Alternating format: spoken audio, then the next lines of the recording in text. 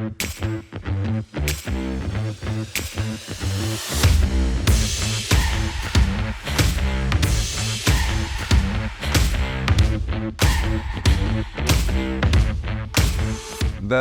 best maintenance is always no maintenance.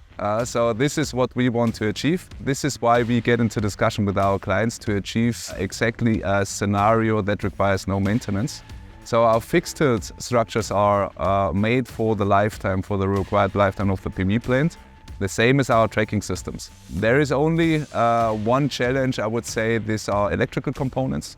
The electrical components, sometimes if they're out in the field, there might be a slight failure rate over 25 or 30 years. But the rest, all steel parts, all connections, everything that we are doing there is made for the lifetime of the PV plant.